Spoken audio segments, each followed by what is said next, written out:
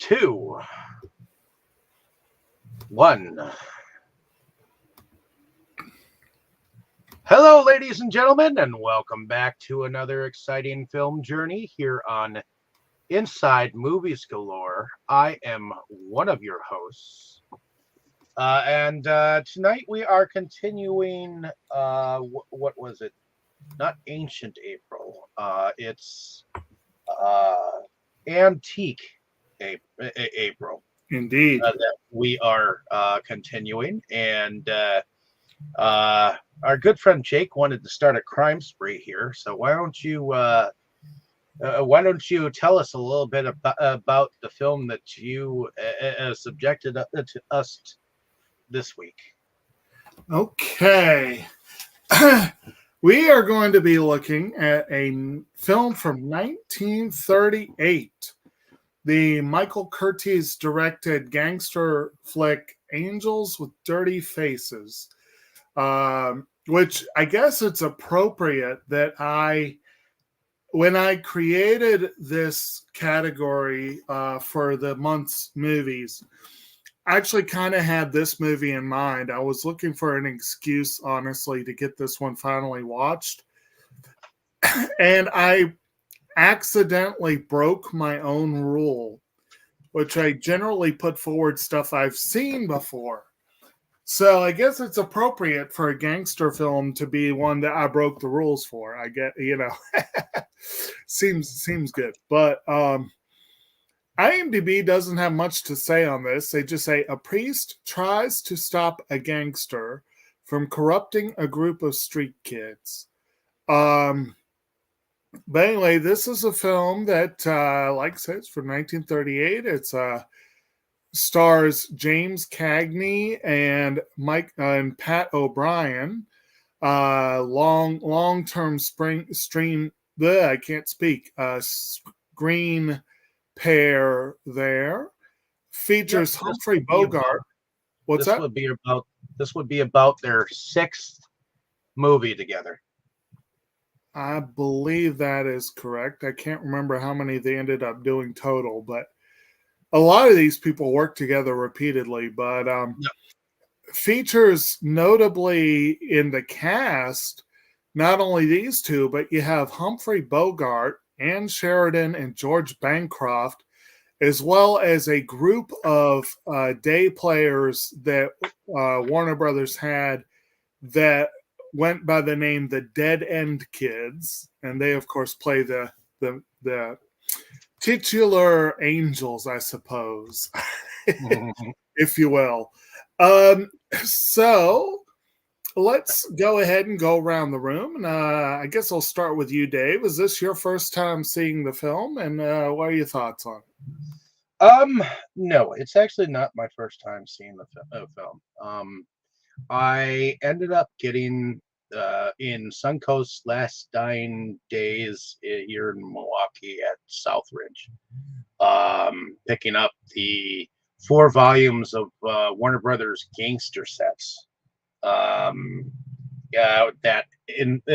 had it in there, but I've also seen bits and clips of you dirty rat, all over the place. So that was one of my main intentions of picking up these sets, because these were the bygone days of prohibition and gangsters and machine guns and all that jazz. And this one surprisingly has a moral message. Which a lot of them, from what I understand, there was a time where they showed gangsters as heroes. Okay, but then there became a time where Hollywood was not allowed to show gangsters as heroes because it just wasn't kosher anymore. So there was this film that kind of brought back a renaissance of the era. So me seeing this film a second time, I'm glad I got to see it again. The Dead End Kids, well, they've been known as, I believe that they have been known as the East Side Kids as well in certain films, because Should be. The gang kind of like, I swear, it was like Little Rascals and the Bowery Boys, and when they grew up, they kind of became like the East Side Kids, the Dead End Kids, and all that jazz. To me, those gang of kids are kind of like in the same broader like universe of, you know, underground kids that live in the underground world underneath the criminals, you know. So, but this one was cool. I liked it. I think Cagney definitely brought his a game. Bogart, that was a new face, a new face, at least with Cagney, because this was the first time that they had actually played together. And it was interesting to receive Bogart and see him actually scared of someone, you know. So Right. that being said, I enjoyed the film. I enjoy it because it's a period piece, and it's got some very dark subject matter at the end of the film. But I don't want to say too much about that. Let's move on. Very good. And then let's go ahead to you, Brandon. Is this your first time with this film, and what were your thoughts? This is my first time. I don't even know if I've seen a Cagney film. I know, actually, I'd have to look. I have to look at IMDb. Have you ever seen Yankee Doodle Dandy? No, I own it, but I still haven't seen it. I know I've seen that one. Yes, it's one of those things. Like, I've seen a number of Bogart films, but I've always wanted to watch a Cagney mob movie because that seemed to be like the type of role that he was known for. So I was excited with this, and the Home Alone connection also excited me. It's too bad that the Home Alone connection seems to be mostly just the name, and the fact it's a mob movie. right. They were more riffing off this whole subgenre of Cagney gangster flicks. You know what I wish? I wish they would have at least made a gangster movie based on that Home Alone rip-off movie. Oh, I love them. For those of you at home, in case you're wondering, I meant to say this in the intro. One of the reasons I've been wanting to see this is if you've seen the first two Home Alone films, Kevin is watching an old gangster flick called Angels with Filthy Souls. And then later, I think the other one was called Angels with Even Filthier Souls. And one of the future movies, they do one in space.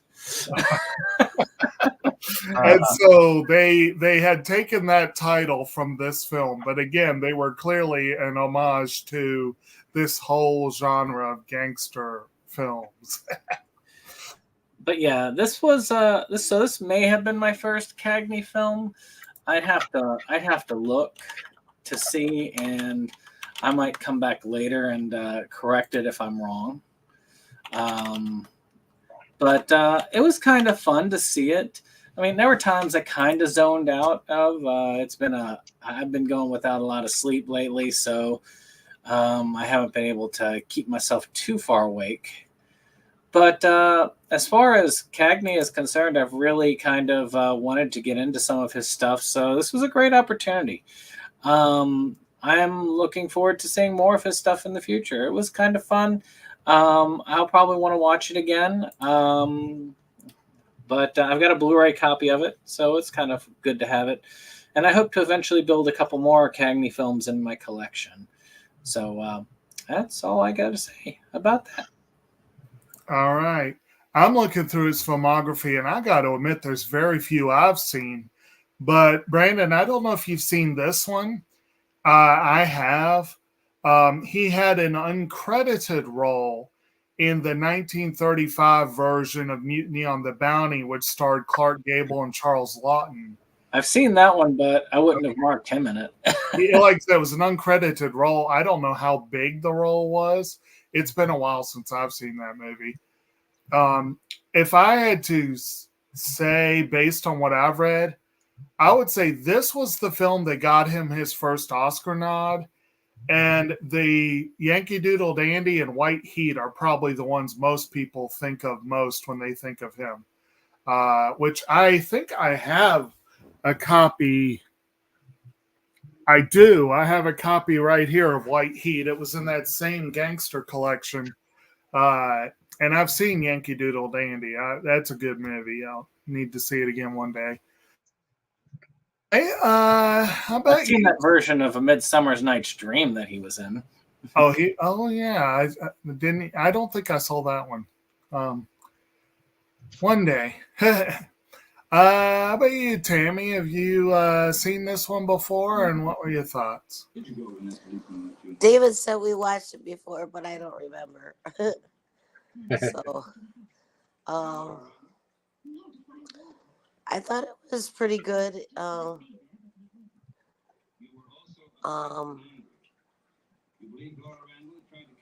haven't watched a whole lot of gangster movies, so it was, I like how it showed him as a kid and then growing up and then everything.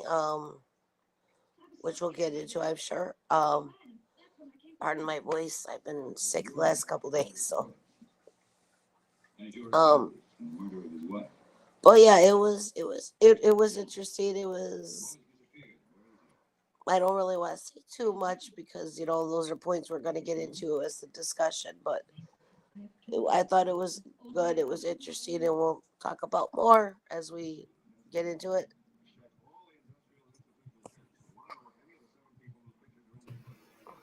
All right. Was that it for your intro? Yeah, for now. Oh, and I hope you're feeling better. It's getting there. At least getting there. Yeah. Well, for me personally, like I said, this was a first time watch. I kind of goofed on that. Dave showed me the pictures earlier of the gangster collections that he was referencing. I believe there were 3 of them that were officially in that series, and then you showed a 4th one that I think was like maybe not officially the same series, but it was like separately released. I have one of those collections as is with the box, like perfectly set up. But I also had a handful that I had picked up that were individual sans the box, but they basically are just regular DVDs at that point. And I do believe they were this one, Angels with Dirty Faces. There was White Heat. I believe the Public Enemy was one of them, and the Roaring Twenties. The Petrified Forest and Little Caesar. Yeah, I might have those two. Let me double check. Yep. It was the Public Enemy, White Heat, Angels with Dirty Faces, Little Caesar, the Petrified Forest, and the Roaring Twenties. Yep, I do have all of those, and I would very much like to get around to watching all of them. So would I. It's just trying to get to them. There's so much to do, but now that I've got one out of the way, and as I was just saying, we've heard The Hobbit says that Tim Burton used this movie to inspire the production design of Batman. I believe it. I can definitely see how there was some stuff in this movie, and probably with some of the ones like it, that Burton could have seen as because really the first Batman is a gangster film. I mean, the way they do the Joker in that version, he's a mobster. And I could see how they might have used this as a touchstone for that. So that's an interesting thought. Another interesting thought I had when watching this one was people tend to think of Humphrey Bogart. They tend to think of Casablanca. They tend to think of Maltese Falcon. They think of what was the one I just saw recently that The original Scarface. wasn't there one we covered on here, or did I just watch it for shits and giggles? The Big Sleep, that's what it was. Or they think of his romantic leads, like Sabrina or all the Bogey Bacall. To have or have not. Yeah. They tend not to remember that in the 30s, Bogart was playing some really seedy characters.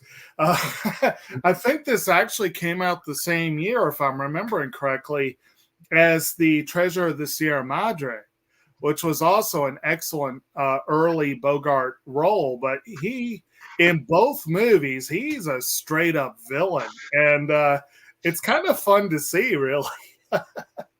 So that was kind of interesting. I'm a little less familiar with the rest of the main cast, although I know them by name. George Bancroft, of course, I believe is Anne Bancroft's father, if I'm remembering correctly. Yeah. So there's a little bit of a nice connection there. This movie, I enjoyed it. I don't think it was quite what I'd expected it to be. But and Brandon's right, there really isn't much connection between this and what was in the Home Alone movies other than the name and some broad strokes of the characterization. But it is very interesting. It is considered to be the movie that revitalized Cagney's career after it kind of stalled out. Well, yeah, because he'd gone through a bunch of contract re-signings, right? Time, and at this point in time, he had been 2 years not working because he was renegotiating contracts. He also had been kind of pigeonholed as a tough, like just as a basic mobster type. Well, and even later when he took up the role of Yankee Doodle Dandy, which is way later than this. Well, no, that was just a few years later.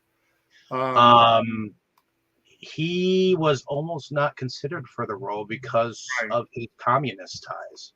So yeah, he had some political stuff going on too at one point in time. So yeah, but other than that, that's all that I remember. Yeah, Yankee Doodle Dandy was actually just 4 years later. That was 1942.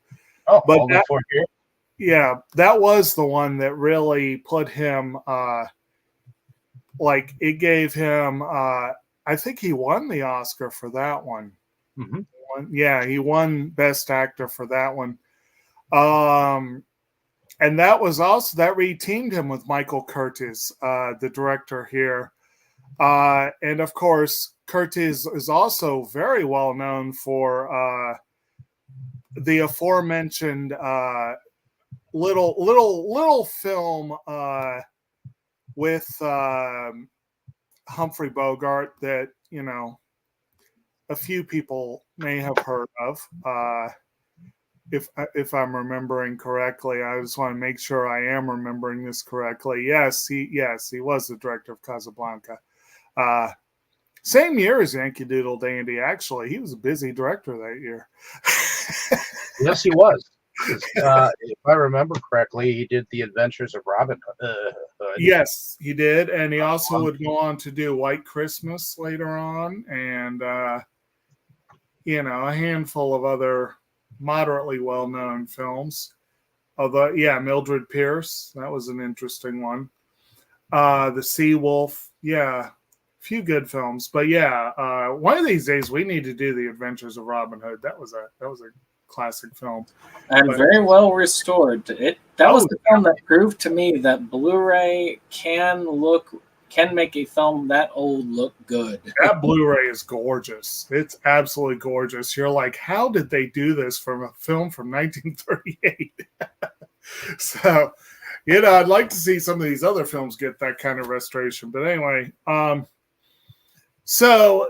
this was my first time with this one. Generally positive first impression.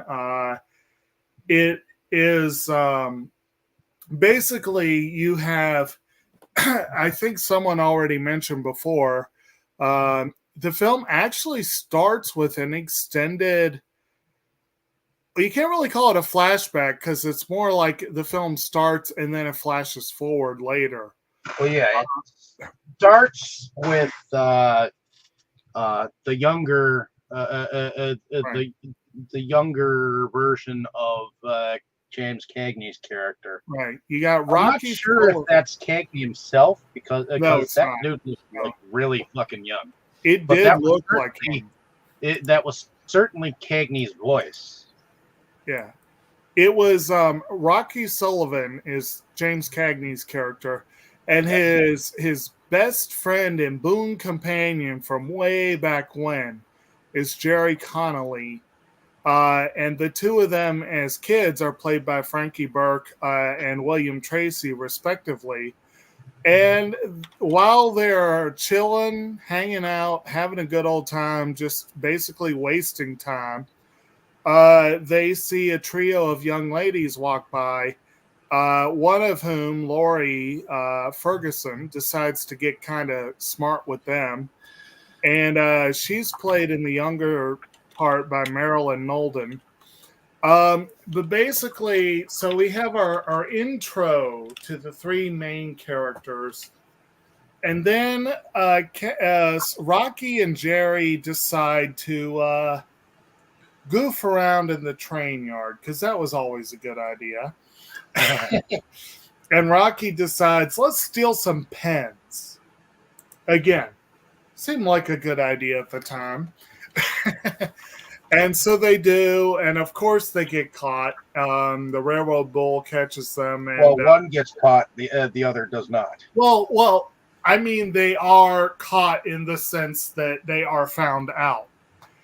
But Jerry ends up outrunning the cops. Rocky gets caught. Jerry visits him not long after and wants to turn himself in. And Rocky's like, no, don't. There's no need for you to throw yourself under the bus for me. And it's like, so they do that.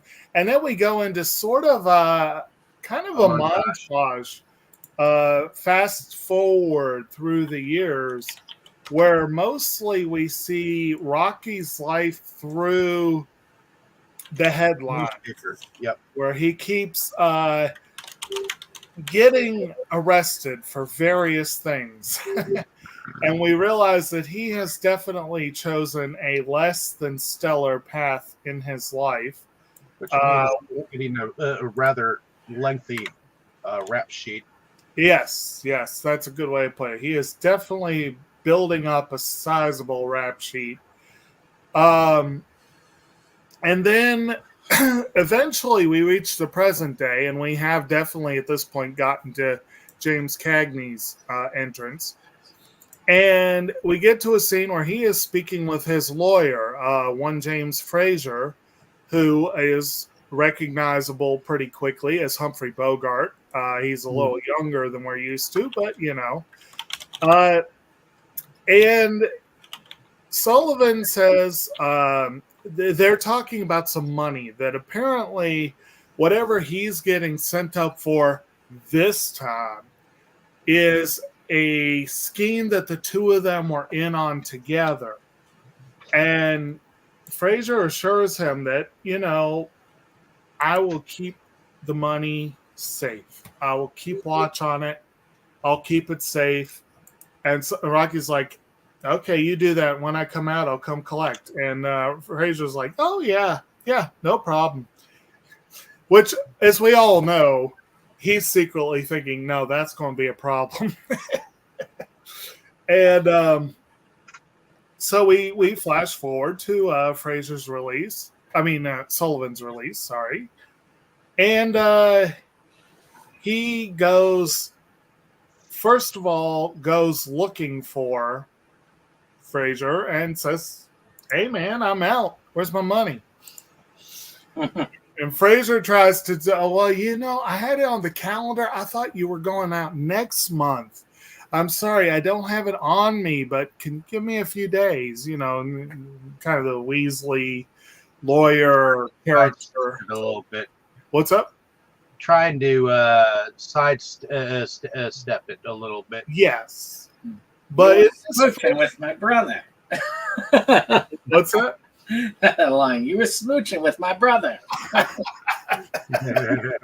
Yeah, they didn't go quite that far into the cartoony excesses here, but although I could almost have seen Rocky accusing Fraser of that scene. I want to get you. I want you to get your no good keister off my property. Right. So, so basically, they have that little tete-a-tete, and Sullivan goes about his business. He's like, I need to get settled in anyway. So he goes around.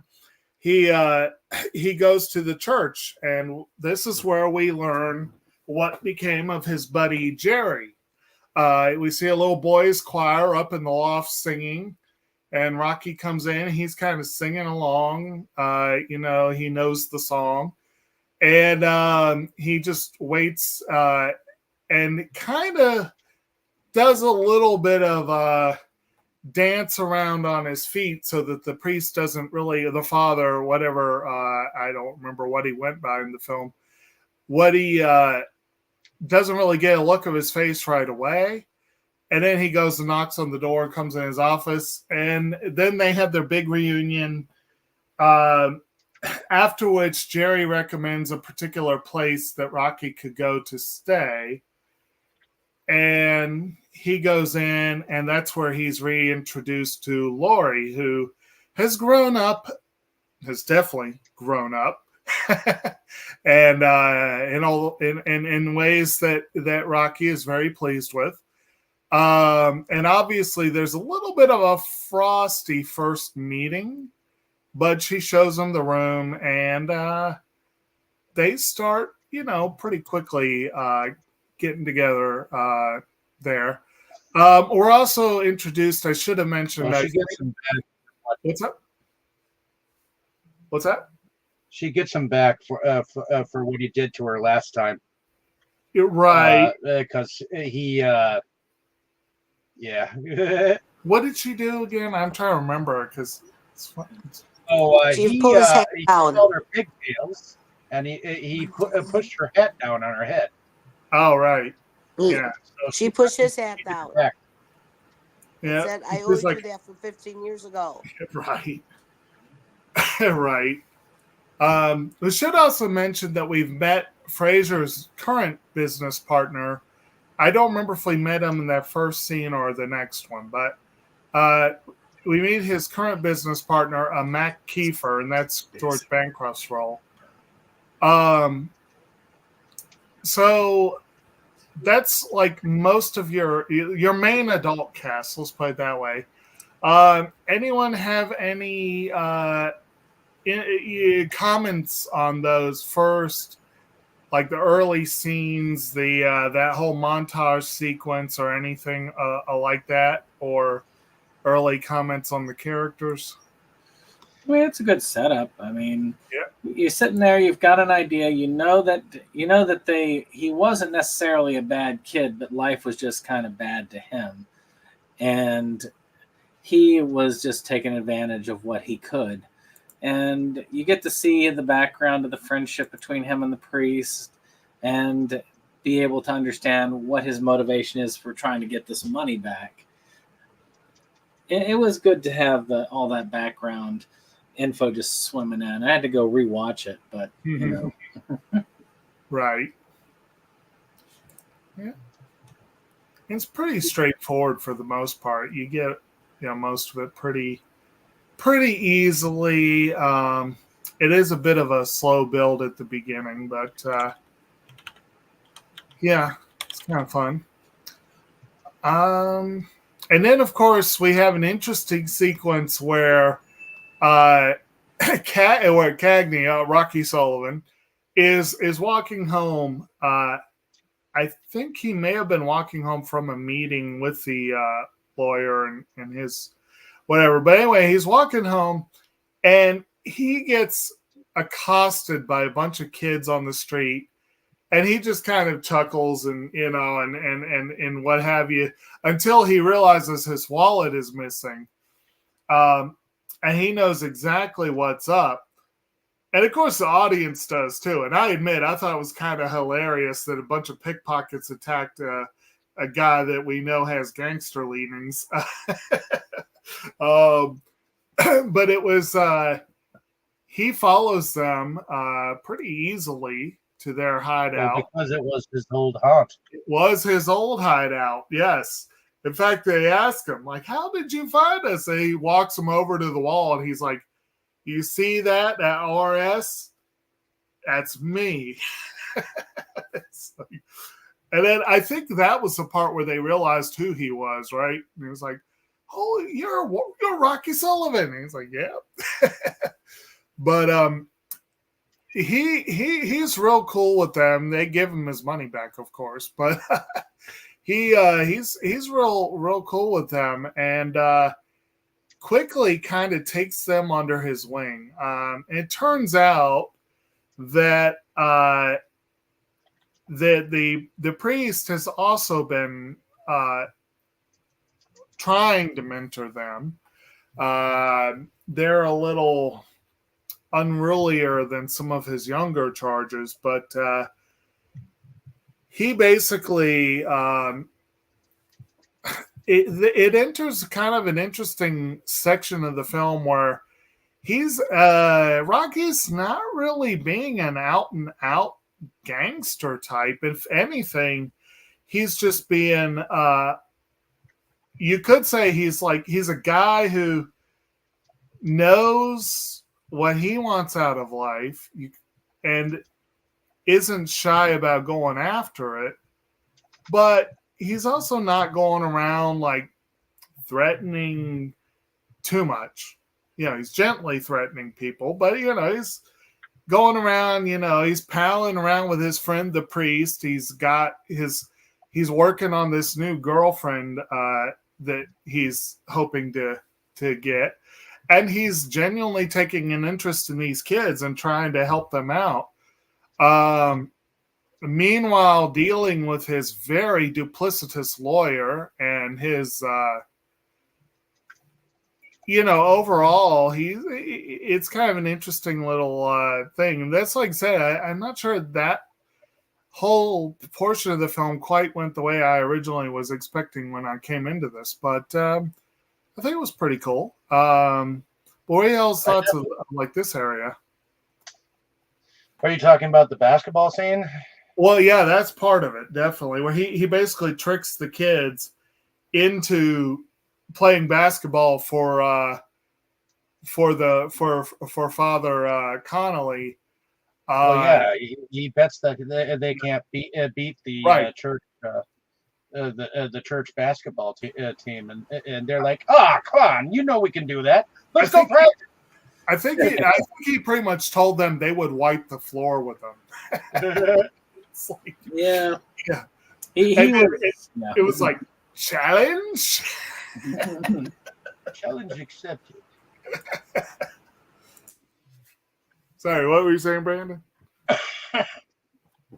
Yeah, he won a nice bunch of nickels, and he made sure they didn't give him any slugs either. Exactly, yeah. I like how he didn't.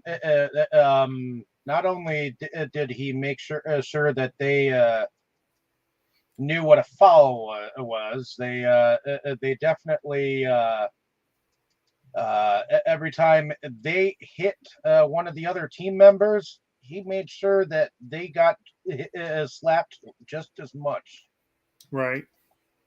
But I also heard that behind the scenery, he was evidently that one lead kid for Dead End, not the one that said he was the leader, but the one next to him.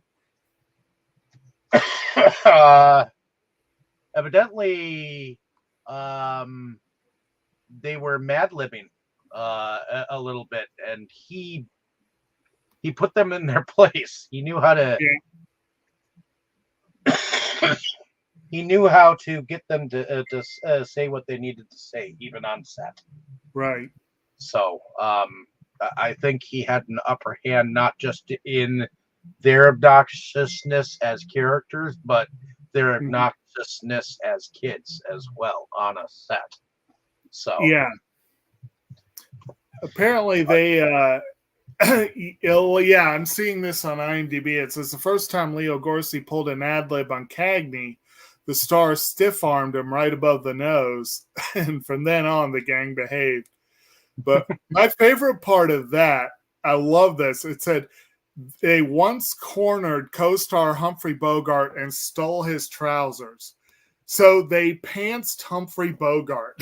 I think that's kind of hilarious.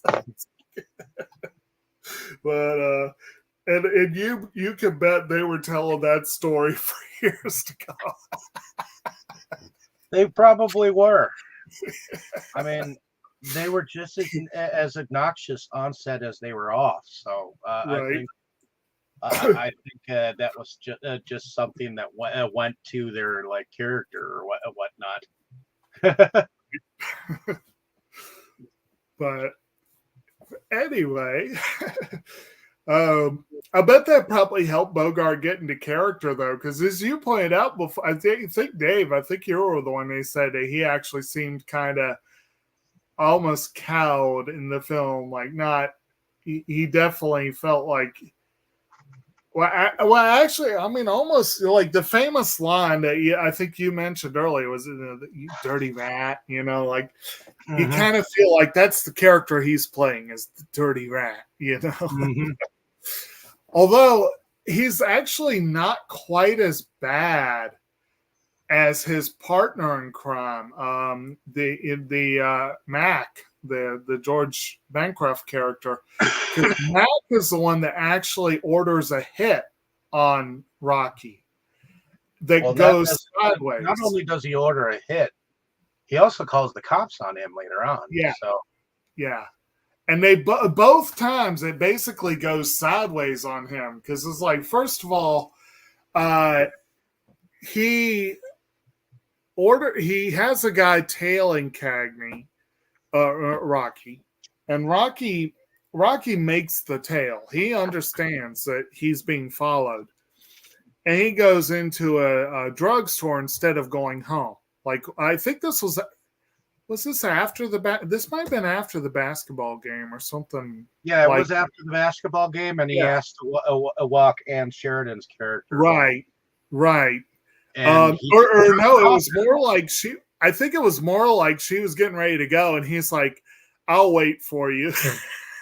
It's like, yeah,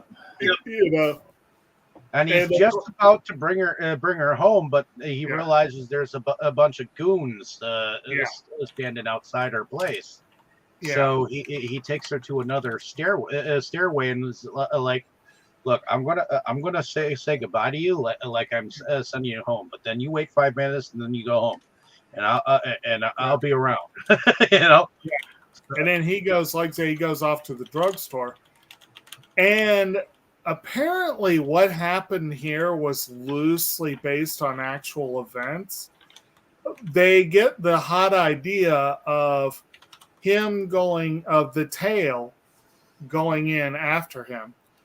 And then they're going to call him on the phone and get him to go into the phone booth where he can't escape. But he somehow turns it around and ends up getting the other guy into the phone booth instead.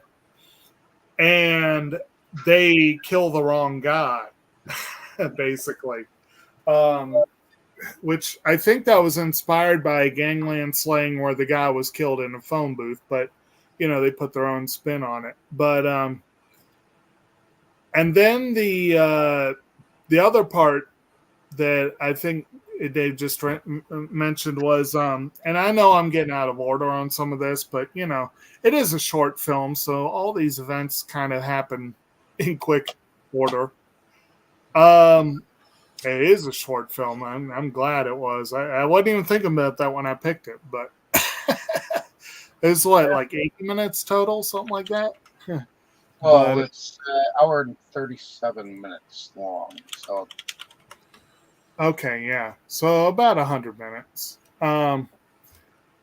But anyway, he actually kidnaps Fraser at one point, and squirrels him away and basically uses him to get that $100,000 ransom. Yep. And meanwhile, he also ransacks his safe and finds all kinds of incriminating evidence that Fraser and Mac have been basically buying off people at all levels in the local. No matter what, I think there's a whole bunch of names and papers and whatnot that the whole city is involved in the underworld. Yeah. So he's got the drop on them all. It's just Mac don't know that. Well, yeah, not yet. But basically that is sort of his leverage. He decides to keep that tucked away in case he needs it. And Mac calls the cops to have them pick him up, and on a charge of kidnapping and extortion, essentially. And Sullivan actually gets one of the young kids to take the envelope from him that has the money in it, and allows himself to be arrested. They can't find anything on him. And when Fraser turns up, he tells Mac, look, he has all the names. You need to get him out of there because he's going to turn on us. And yeah, so they end up, Mac has this embarrassing moment where the very same police chief he'd already asked to do him a little favor, he has to call and ask him, could you not do it? And that was kind of amusing, I thought. But yeah, I guess that's most of. Is there anything I'm missing that y'all are thinking is a really a particularly fun scene or action or whatever that I might have skipped over? No, I mean we hit the basketball ball part, which honestly I think that's actually kind of hilarious. Yeah. I like. Yeah, go ahead. I like when the kids roust him at the more or less at the beginning, and then they realized who they got. Yeah. Who they stole the money from and everything when he comes into their clubhouse or whatever. Right. At the look when they realized who they did this to and everything, it was like, Yeah. I like how he pretended he had a gun, and they're all the kids sitting there with their arms up, Yeah, that was embarrassing for them, that's for sure. Right, of all the people for them to roust, Right. And ultimately we have another thing that's been playing in the background that we've kind of mentioned a little bit, but it honestly does get off to kind of a quiet start, you might say. And that is where or Father Connolly, Sullivan's old buddy, his old pal, and they are still getting along really well. But you start seeing a little bit of a split because Connolly desperately wants to save these kids. He wants to turn them around. He feels that he feels a bit of what's the word I'm looking for? Responsibility for what happened to his friend.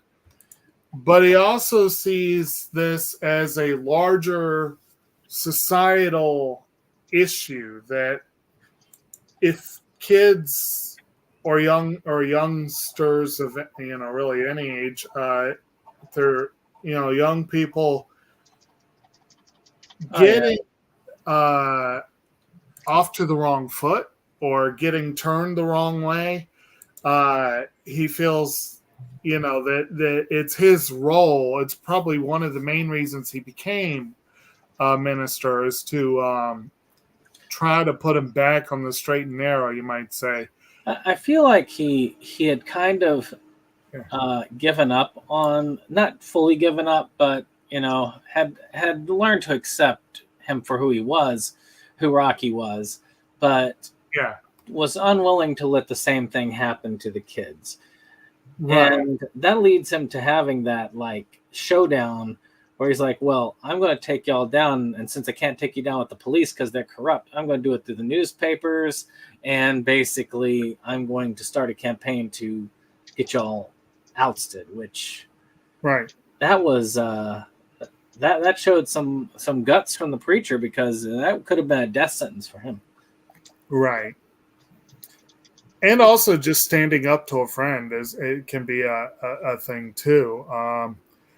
And he does lay it right out to Rocky. He lets him know, this is where I'm coming from. But yeah, this after returning Fraser to the world of the non-kidnapped, he basically elbows his way in as a third partner in their venture. And so, the preacher does come at all three of them, guns blazing, using the press. And, guns blazing metaphorically speaking. But power of the pen. Exactly. The pen is mightier than the sword. Yes, as they say. And he has some success with it. He does manage to make things more difficult for them. And ultimately, it leads to Mac and Fraser basically panicking and deciding to write Rocky out of the picture permanently. And he tricks them. He makes them think he's leaving the room, and he slips into the washroom instead and overhears the whole thing. And basically, that's where they pretty much signed their death warrants. I believe he killed them right then and there, if I'm remembering correctly. Because he was going to do whatever he could to protect his friend, the preacher. Yes, they wanted to come after the preacher. That's what it was. Yeah. Which is one of the two things that really kind of shows that he does have a little bit of redemption to himself, is that he was definitely he was definitely glad to help out his friend. Even if it hurt him, he was willing to do it. But he also did seem to have some care for the kids, which is also interesting. And you could also, as well, I would argue that, at least in his own way, in the way that people had back in the 30s, he also did care for Lori a little bit. I mean, he was blown away by how pretty she turned out, but he actually did genuinely. He was generally a good guy who just saw how corrupt everything was around him and felt that he ought to just play the game, So I think Dave might have been the one earlier that said that there had been a period of time where gangsters were held up on a pedestal in film. And well, oftentimes, just like Black Bart or people that were criminals at one point in time were almost considered heroes, kind of like Robin Hoods, modern day Robin Hoods. So especially if they rob the banks. Yes. Yep. Or other gangsters, or because or lawyers. In this case, a lawyer. In all fairness, the banks weren't looked at as very positively back in those No. days. No. I mean, 38. This was the tail end of the Depression and going into World War II. Yeah, I can imagine that the banks were definitely not on people's short list of people of institutions that they looked fondly on. In fact, there's a scene after Rocky gets his $100,000. You see him putting the money in the bedposts rather than putting it into a bank account or anything like that. He's hiding it in his bed. It's like, it definitely was an illustration in the film of that lack of trust for certain institutions. That's for sure. And speaking of those institutions, naturally, Rocky has to go on the run once he's killed his business partners, and the police are only too happy to come after him. And in the getaway, he ends up killing a cop, which makes them even happier to try and take him down. And Father O'Connelly shows up and asks to go get him, to bring him down. And he manages to get Rocky to turn himself in and be taken without being harmed. And of course, he does get sentenced to death, as you do in this instance. And then we have an interesting ending. Spoilers, people. An interesting ending that apparently has been relatively controversial over the years, but it's certainly an interesting one, where Connolly shows up right before the end. And actually an interesting little blurb that I had read on IMDb, and so I kept a watch, and sure enough, it was correct. Sullivan is antagonizing his jailer, like the guard, who's keeping watch on him right before the execution. And at one point, he just kind of shoots back at him, like something to the effect of, "You have 10 minutes left, Sullivan." And he says that at the exact mark where the movie has 10 minutes left. So I thought that was kind of an interesting little thing that they did. But Connolly comes in and makes a request that his friend was not expecting. And he basically tells him straight up, "Look, these kids worship you. They think of you as a hero. You are," and he's like, "Yeah, I know." He's like, "No, that's not a good thing. Like, you're my friend, and I will always stand by you no matter what you've done, but I don't want to see this happen to these kids." And he tells them, "I want you to beg and plead for your life. I want you to die yellow." Which, of course, to a tough guy in this era, that was like, what's he got left but his reputation, Yep. And yeah. He did. What's up? All right, go ahead. I'll comment after. I was just going to say he was not happy to hear that. But No. Go ahead. In fact, he was a tough guy up until the very end, and then, of course, you get that last moment there. So, well, yeah. I don't agree with the way it turned out. I understand what they're saying, and like, okay, this gives him the in because okay, well, maybe these gangsters aren't as tough as they seem, so maybe then we should just go on the straight and narrow.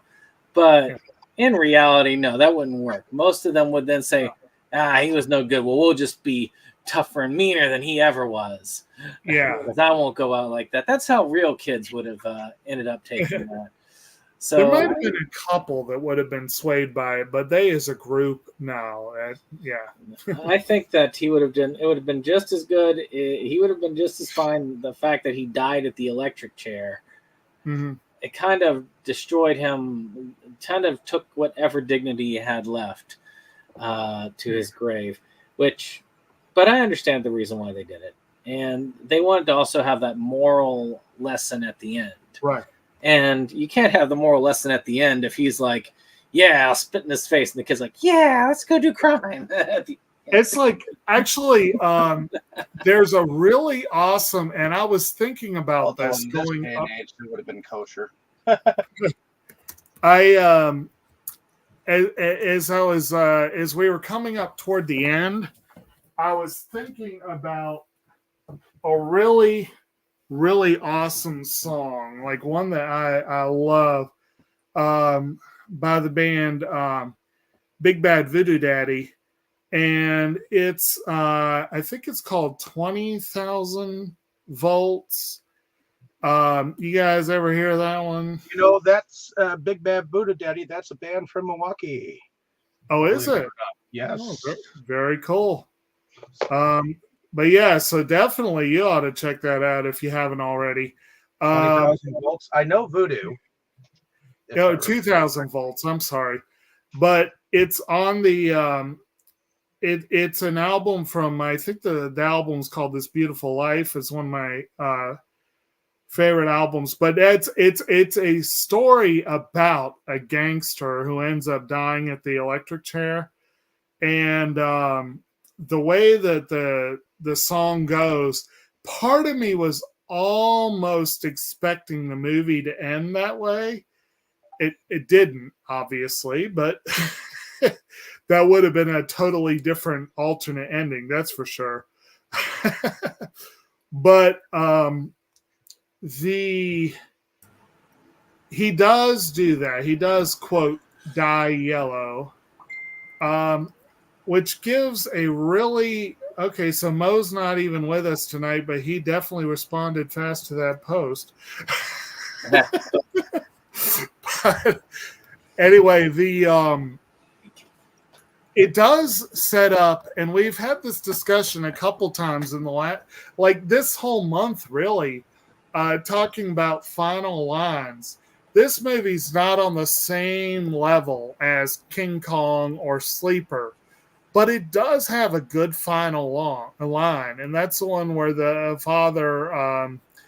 Father Jerry, is talking to the kids, and he's like, all right, fellas, let's go and say a prayer for a boy who couldn't run as fast as I could. And that's the last line of the movie. And I'm like, that's actually a pretty solid final line, or at least I think it is. But yeah, that ending definitely sets it up. They would have had a very different final line with a different ending. But anyway, so Dave and Brandy, you kind of timed in a little bit. Tammy, what were your thoughts on that decision at the end to how he should die, or and how he ended up doing it? Well, I understand why they wanted him to, because I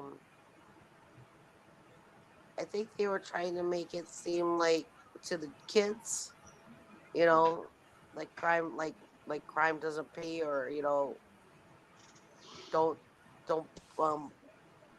put like a gangster up on a pedestal or whatever, Don't hear worship a man too much. Worship him, Right? Because this is what's going to end up happening in the end, So I do in a way understand that, but I think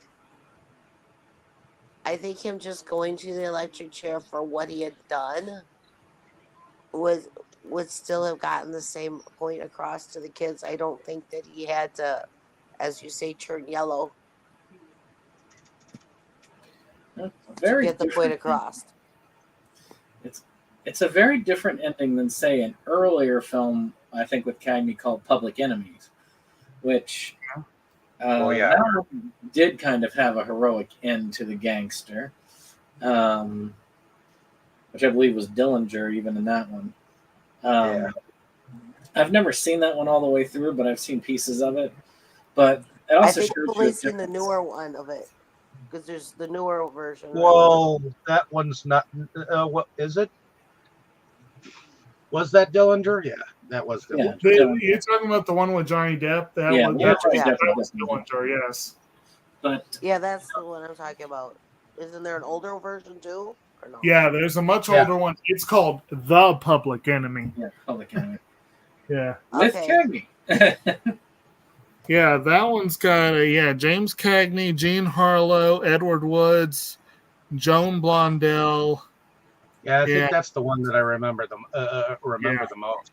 The Public Enemy, because that one, he's got a mother in there, and he gets shot up like in the same building that his mother. He was coming home to his mother or something like that. Right. I think that a lot of it, if you really want to look at it, this was done towards the end of the Depression, whereas during the beginning and middle of the Depression, there was that worship of gangsters right there, Right. because so many people were looking for someone to blame for everything, and most of it came at the hand of the banks. Well, and also one of the reasons as well that the gangsters, Al Capone, for example, was a good example. A lot of the gangsters were making it big in large part because of Prohibition, and Prohibition pissed off a lot of people. So you have multiple reasons.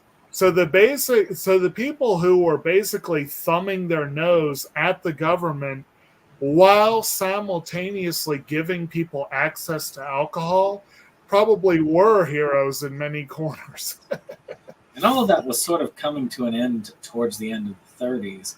Not the gangsters themselves, because they were still quite in power, but as far as the love of them, that was. And honestly, assessing the gangster situation at the time, Prohibition was probably a very profitable thing at the time. Yes. I know that when drugs started getting involved, a lot of the old school gangsters did not like the drugs, the drug trade when it first started to become a thing. Right. Technically, the drug trade itself was born fully out of the fact that they ended Prohibition. Yep. It was out of necessity. And but that's something I remember writing a paper in college talking about as a argument for legalization.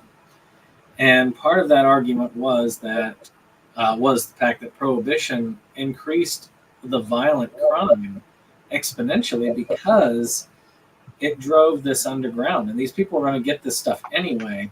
Yeah. So by making it illegal, you just increase the crime like 1 billion-fold. That's the same as making anything illegal now. I mean, the more that we make things illegal, the more people will want. What they can't take. It was also a good illustration of an issue that we're running into now with dealers using fentanyl to cut things and make them go further and what have you. In Prohibition, a lot of bootleggers would use wood alcohol, which is straight up poisonous, to cut alcohol and make it go further, or they would mix it with water or water it down to make it go further. Like they would do all sorts of unscrupulous things, and because they were acting outside the law to begin with, there were no tools for the government to make sure that they were dealing. You were pretty much playing Russian roulette. If you went to a speakeasy and ordered a drink, you had no idea if you were ordering poison or a legitimate drink. Well, it's sort of like if you're dealing with the cartels and getting weed in the times right before, or in states like even our state, for instance, where it's not really legal recreationally. Right. You can go out of state and get it and then bring it back, and nobody's going to bother you.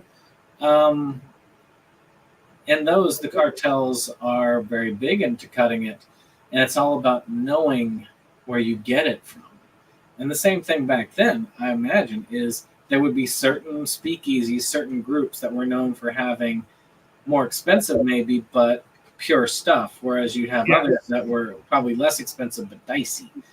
Same Yeah. thing right now is like the difference between, oh, well, I can get some stuff that's kind of pure, or I can get the stuff with fentanyl in it. Yep. It's a lovely, lovely sort of thing that happens when in those sorts of situations. But but yeah, I do think that was a big part of what drove the public's interest in the gangsters, in the bootleggers, all that kind of stuff. That was a big part of the reason for their popularity. But yeah, I'll say I need to see more films from that era, more gangster films from that era. Like I said, I really want to watch all this stuff on these Warner Brothers sets. So do I.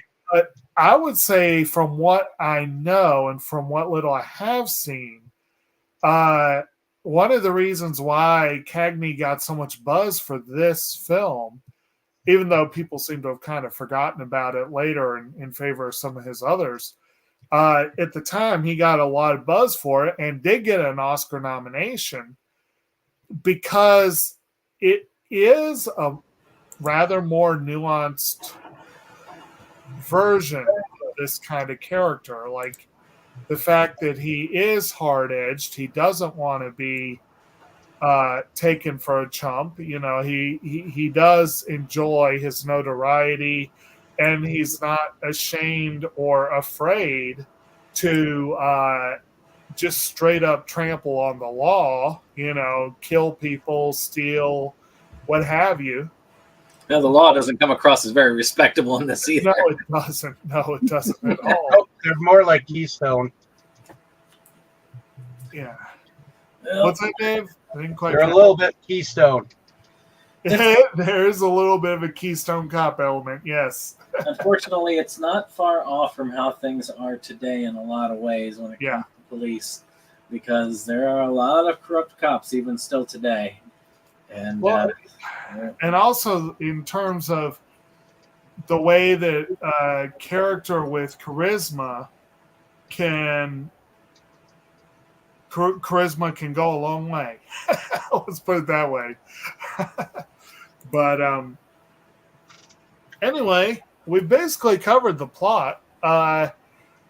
Does anyone have more that they want to go into on specific characters before we go into the production aspects?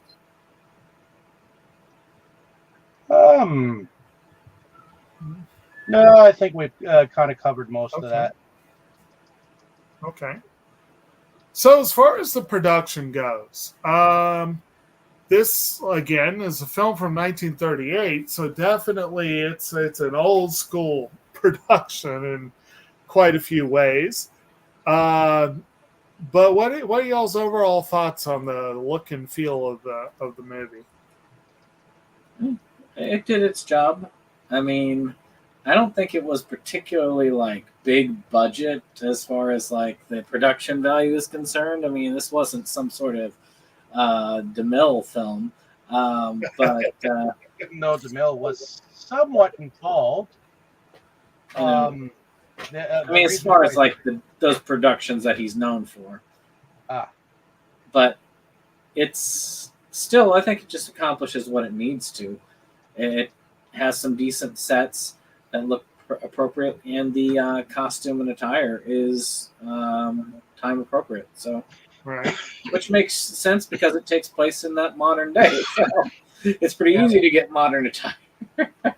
right. Because apparently they did a theatrical radio broadcast of this Angel with Dirty Faces as like a play on the radio, like that lasted only an hour. Yeah. That was advertised by Lux Soap and narrated by Cecil D. DeMille.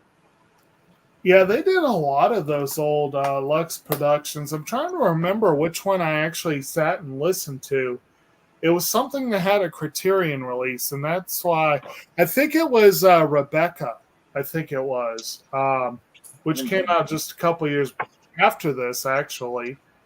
But yeah, the Dave, I don't know if you've gone into the special features on the set, I but did a little bit. I listened up until a certain point while Cecil was speaking a okay, little bit, but I didn't go too far into the radio broadcast. okay, But I would love to check that out later on too, because yeah, I love radio. I don't know about any of you guys, but the radio spots were interesting, especially since this one seemed to be more of an advertising gimmick. yeah, So Oh yeah, mine actually also has that the radio broadcast on it. I yeah, love. I used to love old school radio concepts. The reason why I used to love things like Firesign Theater because it was just great hearing radio comedy and the way that they would do the different sounds and Foley work to try and bring you across to use that imagination. You can almost picture yourself in front of the Wi-Fi. Orphan Annie. One of these days, I'll need to go and watch these. Apparently, there's some short films on here. I didn't even realize that. There's the musical short Out Where the Stars Begin and a Looney Tunes cartoon, Porky and Daffy. And that might be worth sitting down and watching some of this stuff one of these days. That would be cool. Well, that's okay. On the Scarface 2-disc thing, there's a Looney Tunes version of Scarface or of Casablanca. Casablanca. Man, for a second there, I thought you were going to say of Scarface. And then, of course, I haven't seen the original Scarface, but I just had a flash to Bugs sitting there going, "Hey, Doc, say hello to my little friend." Yeah, that's one of the things that I don't know. Have we ever done a month where the theme has been based on an actor or a director? I don't know. No, we have not. That'd be interesting. Yeah. And shoot, you could do a Cagney month. There's more than enough of his films that you could choose lots of. Yeah. Or Humphrey Bogart for that matter. Right. Or if we were to do the other Scarface, you could easily do an Al Pacino month, and that would be interesting. Just as long as no one does Jack and Jill, I will veto that. Actually, I'm sorry, but he was the best thing in that movie. He was, but the movie itself was crap. I mean, that was that right there made the movie watchable enough for me. Not watchable, but watchable enough so that I didn't, pass out in the end of just total disgust. Or you could do, okay, well, there's a theme. We could do movies where one actor saved the production, even if it's not really great at the end. You're going to make me do it. Everyone wants my Dunkachino. Can't get enough of my Dunkachino. Kids from 7th to 17 lining up for my Dunkachino.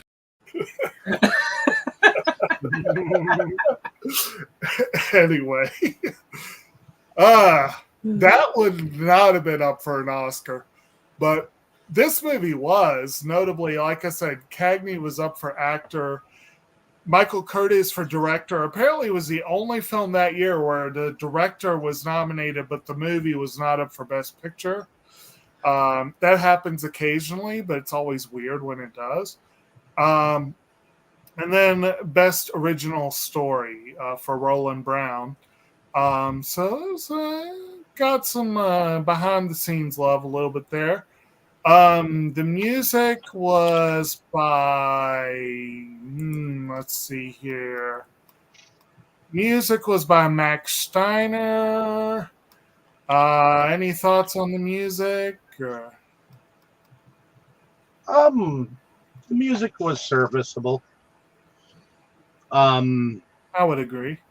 I like, and let me get into production a little bit. I like the fact that the director, Curtiz, he really liked to show the underground of, especially in the very beginning. You saw all the various apartment buildings, and believe it or not, they actually got a ton of food carts for that particular scene. I think they said in the I watched this 22-minute special feature thing where they said that they really put an effort into making this background look plausible because they rented out like 46 food carts, which at the end of them handing the food out, they would hand the rest of the food to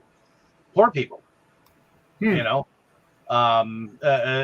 when they were offset or whatnot. And that was kind of an interesting fact that I thought was unique, because he wanted to show the other side of the spectrum, a look at why life was the way it was, you know. Okay.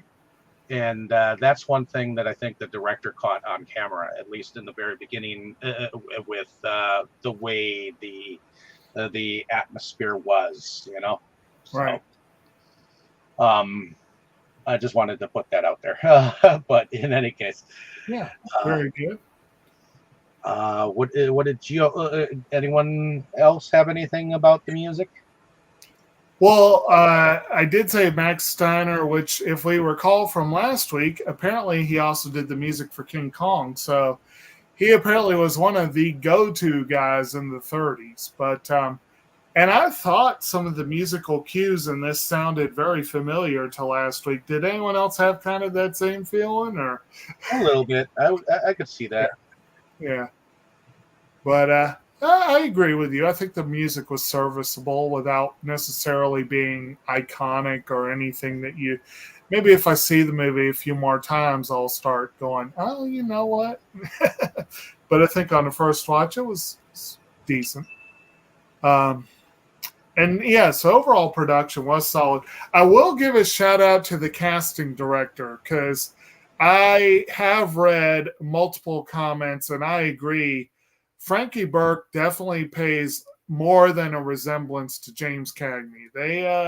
They did good on that casting, and I would say overall the kids looked pretty good relative to their adult equivalents. But yeah, I mean, Curtiz did 5 movies that year, so that was amazing. I mean, he did Gold is Where You Find It, The Adventures of Robin Hood, Four's a Crowd, Four Daughters, and then Angels with Dirty Faces. So I have seen Adventures of Robin Hood. Water is Where You Find It. Yes, it is. But apparently so is Gold. That's another one that we need to do is Robinson Crusoe on Water. Yes. It is. But I mean, apparently Curtiz was a hard-working guy. He did multiple films most of the years that in the 30s, most of the years, and then going into the 40s and 50s, he was still doing. I mean, again, he did Yankee Doodle Dandy and Casablanca the same year, and also apparently did Captains of the Clouds that year. So he found time to do 3 movies in 1942. Looks like he was averaging 2 a year for most of the 40s. That's some hard work there. You know, it's M. Jacobs would be proud, wouldn't he?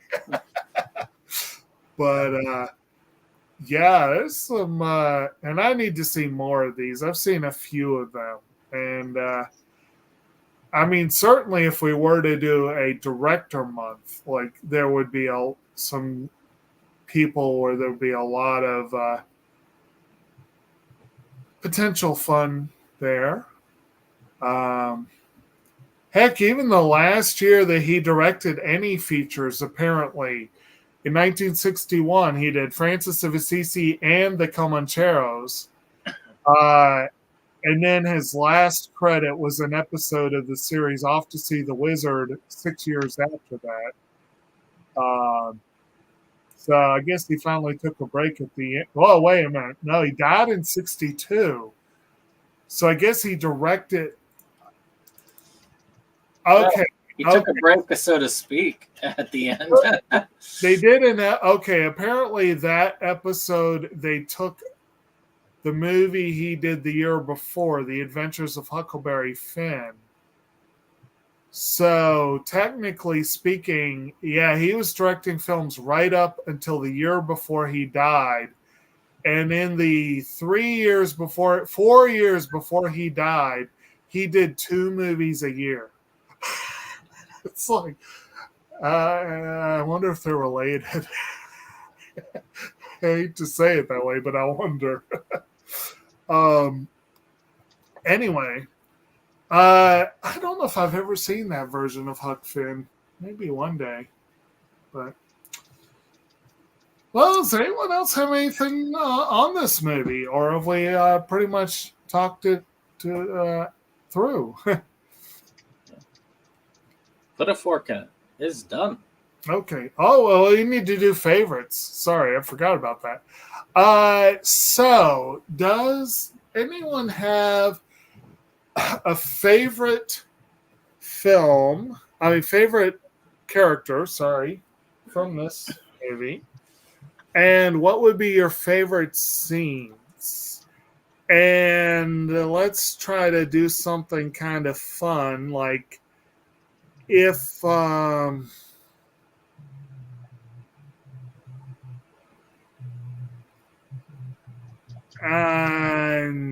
just drawing a blank. Well, let's just go with favorite favorite character, favorite scenes. Let's start with you, Tammy. I guess my favorite character is, the main Rocky. I liked him. I don't know. I think he was not. I don't think he was trying to be as bad as he was portrayed. He just. Right. It's like he can't help himself. He has to do this, or he gets in the situations. Right. So, my favorite scene is I like that when the kids roust him and they realize who they got. So. All right, sounds good. How about you, Brandon? Oh, Rocky, yeah, definitely. And I'd say favorite scene is that scene when they feel like they're all triumphant, and then they realize, wait, he's got the stuff on us, and then he has to call the cop and undo the favor that they did. And he has to. I just love that. That's great. Right. It was pretty amusing. What about you, Dave? Oh, I like the basketball game where he keeps slapping them and calling fouls on them, and the one kid is like, "I ain't done nothing." I get a kick out of that. All right. I thought that was funny too. He almost makes you think of like the Three Stooges, the way he kept slapping the kids up. Right. It helps is that he did the same thing offset to them, so it's like, yeah. All right. And did you have a favorite character, Dave? Oh, Rocky, for sure. Okay. Well, I kind of hate to be boring here, but I think I'm probably going to agree. Rocky might be favorite character in this one. I mean, I'm tempted to say best character would be a tie between Bogart and Bancroft, Fraser and Kiefer, because they're so good at these characters that are just they're horrible characters, but I just had so much fun when they were, especially Bogart. Like, I just loved seeing him play a slimy little coward because it's such a rare role from the roles I've seen of his. I was kind of amused to see that. But I would say I would probably pick Rocky as my favorite character. As far as scenes,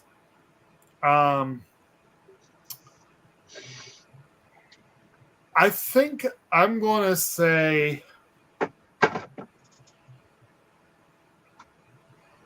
I'm probably going to have to steal both Brandon and Tammy's answers because I was extremely amused when the kids realized who that they goofed.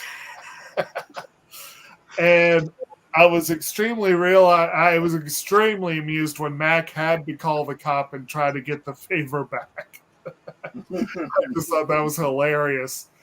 If I wanted to throw out a new one, I will also say the scene where they off the guy in the drugstore, just because I thought that was kind of a clever ruse on Rocky's part, and it was kind of kind of almost a serves him right sort of thing, which I know is kind of a dark thing to say, but it was an interesting sequence. I'll say that. And I guess that'll do it. I guess that'll wrap up Angels with Dirty Faces. So, I hand it back to you, Dave. Alrighty.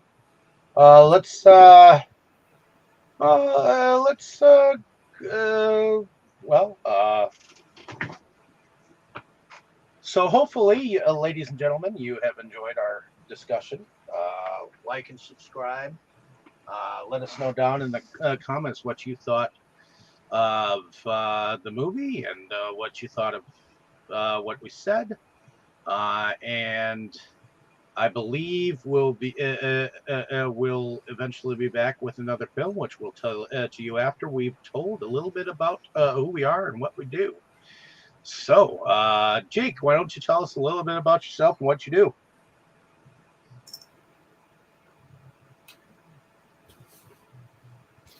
All right. Well, I'm Kotobuki Jake. I am the occasional co-host of the YouTube channel SeptumSin vs. World.